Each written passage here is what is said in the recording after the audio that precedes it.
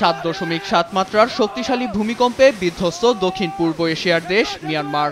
শুক্রবার ভূমিকম্পে দেশটির নিপেটো, সাইগাইং, মান্দালয় সহ 5টি শহরের ভবন ও বেশ কিছু ধর্মীয় উপাসনালয় ধসে পড়েছে।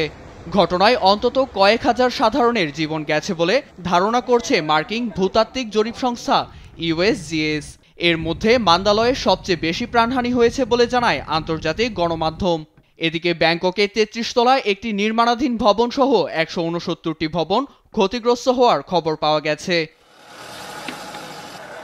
ধসে যাওয়া ধ্বংসস্তূপে এখনও আটকে আছেন অনেকে, যাদের উদ্ধারে স্থানীয় প্রশাসনের সঙ্গে যুক্ত হচ্ছে চীনও।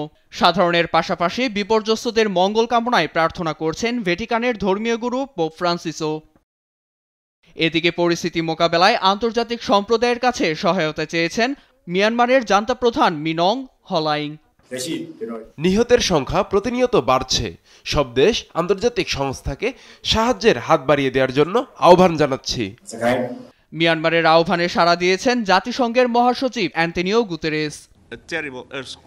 ভূমিকম্পের ক্ষয়ক্ষতির ঘটনায় আমরা শোকাহত। যে কোনো সহায়তায় মিয়ানমারের জনগণের পাশে দাঁড়াবে জাতিসংঘ। মিয়ানমার এখন ক্রান্তি লগ্নে দাঁড়িয়ে আছে। 15 টন ত্রাণ নিয়ে রওনা হচ্ছে ভারতের সামরিক বিমান। জরুরি স্বাস্থ্যসেবার সরঞ্জাম নিয়ে রওনা হবে বিশ্ব স্বাস্থ্য সংস্থাও। এদিকে মিয়ানমারের পাশে থাকার প্রতিশ্রুতি দিয়েছে ইউরোপ। জান্তা সরকারের ডাকে সাড়া দিয়ে মিয়ানমারের সহায়তা পৌঁছে দিতে মার্কিন প্রশাসন কাজ করছে বলে জানিয়েছেন প্রেসিডেন্ট ট্রাম্প। আমরা সাহায্যের জন্য প্রস্তুত। সবাইকে সাবধান থাকার অনুরোধ জানাচ্ছি, যা খুবই দুঃখজনক একটি ঘটনা। আমরা সাহায্যের বিষয়ে দেশটির সঙ্গে কথা বলেছি। দক্ষিণ পশ্চিমের দেশ চীন, ভারত, ভিয়েতনাম, লাওস, কম্বোডিয়া ও বাংলাদেশেও অনুভূত হয় ভূকম্পন।